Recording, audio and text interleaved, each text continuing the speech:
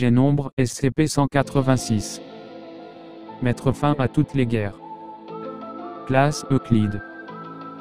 Procédure de confinement spécial. Le site de SCP-186 étant composé approximativement d'une zone de 300 km2 doit être fermé au public sous les auspices d'une initiative de restauration de l'habitat du bison européen.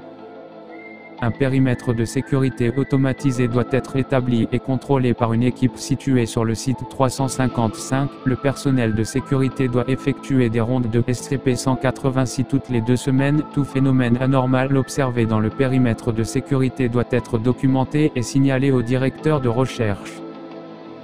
Toutes les sources principales d'informations concernant les événements de SCP-186 ont été sécurisées par la Fondation.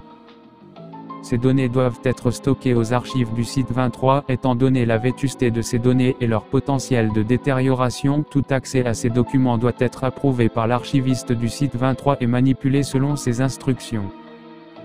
Tous les cas de SCP-186 doivent être sécurisés dans l'extension des munitions du site 23. Description: SCP-186 est le site d'un engagement militaire non répertorié survenu du 24 juillet 1917 au 13 août 1917 entre des éléments de l'armée impériale allemande et les forces du gouvernement provisoire de Russie dans le cadre de la Première Guerre mondiale et des effets persistants qui en furent les conséquences. Ce conflit fut connu par ceux qui y participèrent et survécurent sous le nom de bataille des Bois du Ziatin. En juillet 1917, un engagement armé entre un détachement d'environ 500 soldats allemands et les vestiges d'une division russe éparpillée pendant la contre-attaque de l'offensive Kerensky se produisit à l'emplacement de SCP-186. Les forces se firent face sur un terrain très boisé à l'extérieur de la ville du Ziatin, de nos jours l'oblast de Ternopil en Ukraine. Dans chaque camp, les combattants déployèrent du matériel de guerre anormal exploitant une technologie encore impossible à reproduire, toujours incomprise de nos jours.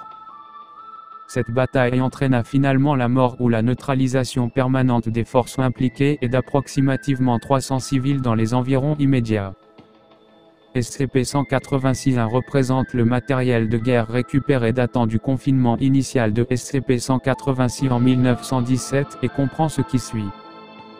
Une arme fortement modifiée ressemblant à la mitrailleuse Skoda M1909 capable d'occasionner sur le corps une poussée extrêmement rapide de kystes semblables à des tumeurs, et ceci sur tout organisme plus gros qu'un rat de laboratoire. Commande obus de mortier conçu pour être tiré à partir d'un mortier de 58 mm type 2 contenant un gaz qui provoque l'incapacité des cellules à stopper leur fonction vitale. 5 concertina relié à un composé hallucinogène inconnu qui affecte de façon permanente les sujets de tests humains en pénétrant le système sanguin. Le débris d'un dispositif incendiaire inconnu dont on estime qu'il fut déclenché à la fin du conflit et qui représenterait près de 34% des victimes au total de grenades British Empire issues no.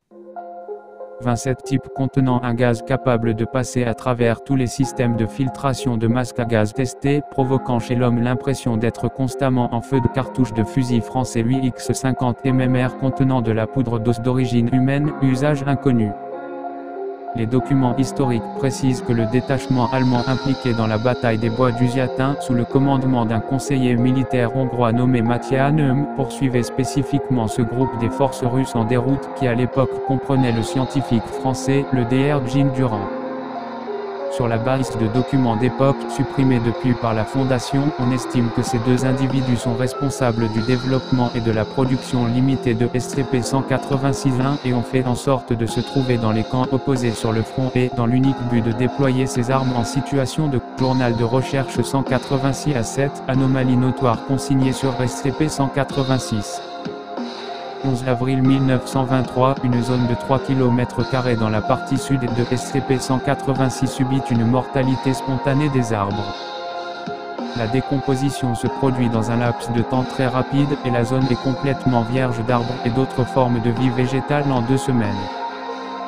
13 janvier 1927, malgré des températures constantes à -15°C, aucune neige n'est visible sur la partie centrale du site. Les températures mesurées sur site sont cohérentes avec les alentours. 9 février 1932, des détonations sporadiques d'armes à feu sont enregistrées sur le site, malgré l'absence d'observation de quelconque présence humaine. Les détonations persistent pendant 3 jours.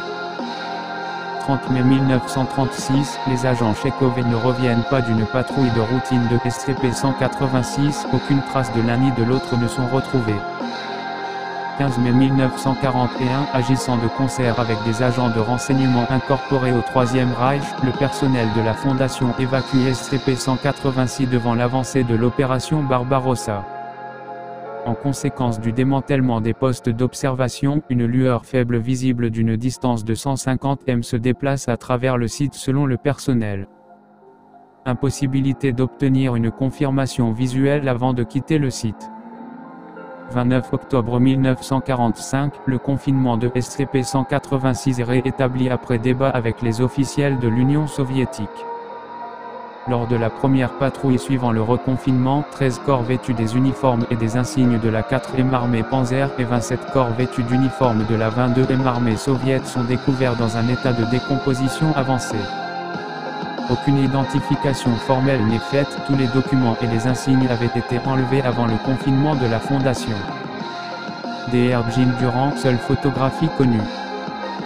19 février 1959, suite à la formation d'un imposant gouffre dans la partie nord de SCP-186, 4 hommes sont repérés en train d'errer au sein de cette zone dans un état de désorientation extrême, vêtus dans ce qui sera identifié plus tard comme des uniformes très abîmés datant de la Première Guerre mondiale, aussi bien allemands que russes. Les sujets furent détenus et dirigés vers le site 23 pour des recherches approfondies.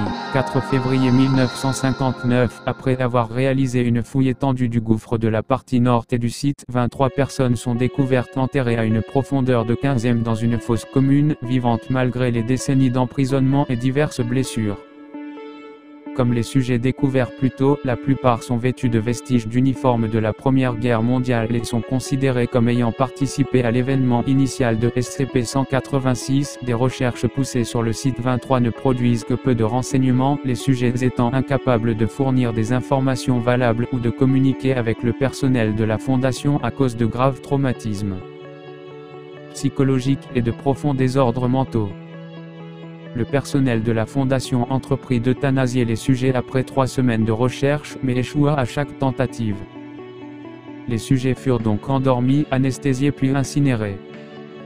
29 juillet 1962, avant une rénovation des bâtiments de confinement, le périmètre de sécurité de SCP-186 se révéla être plus long de 85 m. L'enquête qui suit exclut une erreur de transcription comme étant la source de cette contradiction. 13 décembre 1975, phénomène météorologique localisé se produit complètement et exclusivement à l'intérieur de SCP-186. Ceux-ci comprennent des vents soutenus jusqu'à 120 km/h, des précipitations de 20 cm et des températures atteignant parfois 48 degrés C.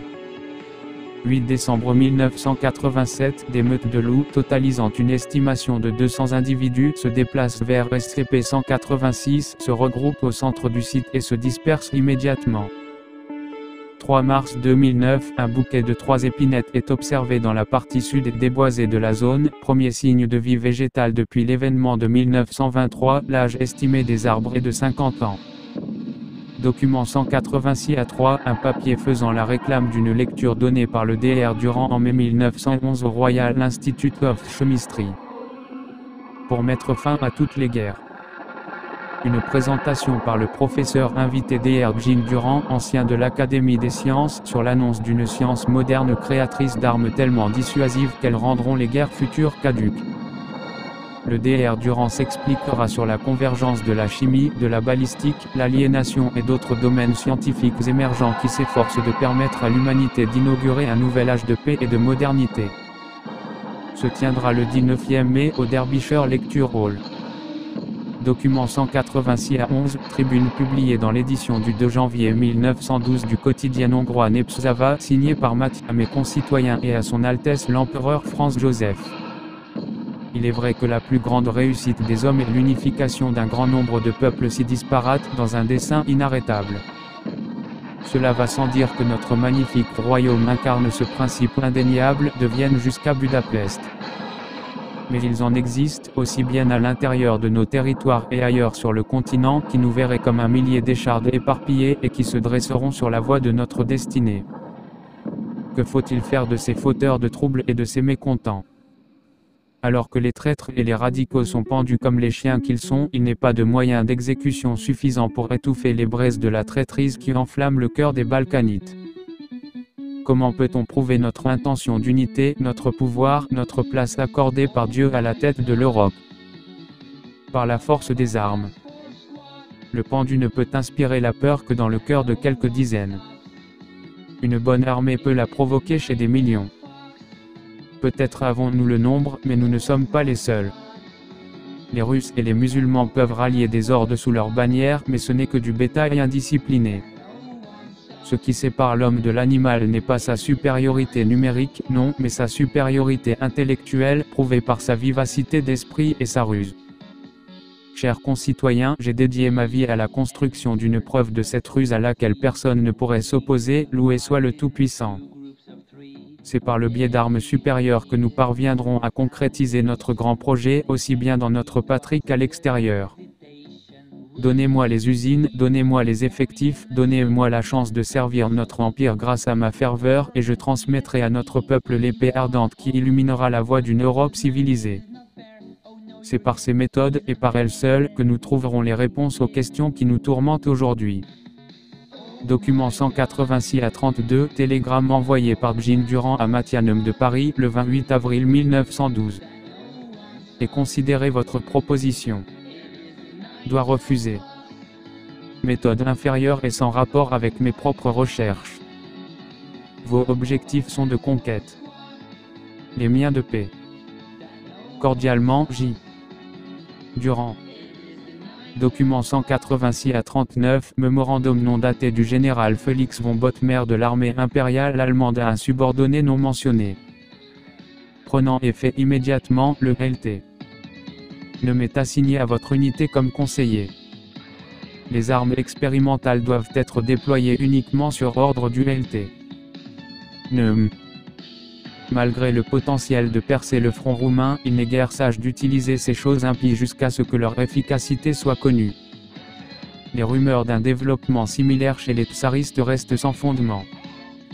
Document 186 à 52, lettre du soldat Piotr Avtukov, ayant pris part à la bataille des bois du Ziatin. Très cher Nadia. Le maudit français que les hommes ont choisi pour les guider parlait de paix. Il parlait d'armes si effroyables que l'ennemi se rendrait sur le champ. Nous étions des idiots. Nous avons couru dans les tranchées avec les fusils des morts et des bâtons de fortune. Nous l'avons cru comme nous croyons ceux qui avaient encore de quoi subsister. Nous n'avons jamais réfléchi d'où venait cet homme. Nous ne sommes pas demandé non plus pourquoi il avait ces armes. Nous nous en fichions. Nous n'avions jamais envisagé que l'ennemi puisse avoir les mêmes armes que nous. Je ne pense pas que le français l'ait envisagé non plus. Du moins c'est ce que j'espère. Je ne peux imaginer qu'un homme sachant ce qui allait se passer soit resté. Peut-être que le français n'est pas un homme. Peut-être qu'il est autre chose. Je suis assis en ce moment dans un trou que j'ai creusé quelque part dans la forêt. J'aurais dû courir dès que j'ai vu les Allemands prendre Giliov pour cible. Ce n'étaient pas des balles qu'ils ont tirées. Je n'ai pas pu supporter de voir sa tête se faire arracher alors qu'il continuait de crier. Je crois avoir vu des mains séparer sa tête de son corps. J'entends Volikov crier à quelques pas d'ici qu'il peut voir le diable faire rôtir ses enfants. California fait 5 jours qu'il hurle la même chose. J'aurais dû m'enfuir à tant d'occasions. Le français nous avait donné une nouvelle arme à gaz. Nous avons commencé par refuser, on se souvenait tous de ce qui s'était passé en Roumanie. Mais il nous promit que c'était différent, que cela pourrait les vaincre sans les blesser. Qui veut encore d'un bain de sang, nous dit-il. On ne pouvait être plus d'accord avec ça. Nous fîmes feu au mortier sur une position ennemie. Un gaz bleu étrange suinta entre les arbres, et le français nous mit en garde d'avancer. Encore une chose, dit-il. Il prit un de nos fusils, puis après avoir visé tira une fois. Avant que nous ne puissions demander ce qu'un scientifique connaissait dans le maniement des armes, nous avons entendu hurler. Il avait touché un des Allemands. Il me tendit une paire de jumelles. Jette un œil, dit-il. Je visse l'Allemand, à qui il manquait la moitié de la tête, ne cessant de hurler. J'ai tout vu dans cette guerre, mais jamais le visage que firent les camarades de l'Allemand en regardant leurs camarades. Le Français, de son effroyable voix calme, ajouta que son tir avait emporté près d'un quart des tissus cérébraux du soldat. Assez pour causer la mort, précisa-t-il. Mais regardez. Non, dit le Français, sans les blesser du tout. Je vous ai accordé le don de la vie sur vos ennemis. Qui peut donc s'opposer à cela, demanda-t-il. Je dus partir vomir derrière quelques buissons. Je ne l'avais pas fait depuis les premières tranchées. Qui en effet aurait pu continuer à combattre après une telle horreur. Mais nous combattîmes. Une fois, un de nos groupes fut pris en embuscade et poursuivi sur une plaine. Les premiers hommes qui passèrent les arbres furent touchés par quelque chose qui leur prit leur peau. Je ne peux dire pourquoi voir des hommes être mis en morceaux n'est pas aussi effrayant que de voir un corps soigneusement écorché sur le champ de bataille, mais notre groupe finit par se disperser. Nous ne sommes plus des armées. Plus maintenant. Nous sommes des animaux, piégés ensemble dans la forêt, incapables de comprendre. Parfois, quand Volikov dort, j'entends le Français dans les bois, vociférant en hongrois, il hurle et rigole. Je préférerais presque entendre Volikov. Je vais crever dans ce trou.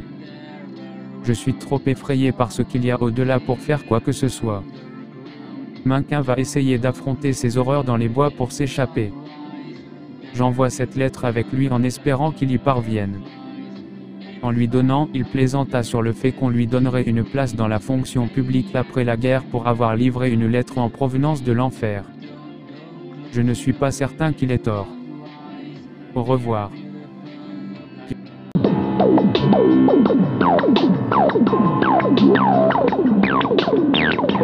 Yeah.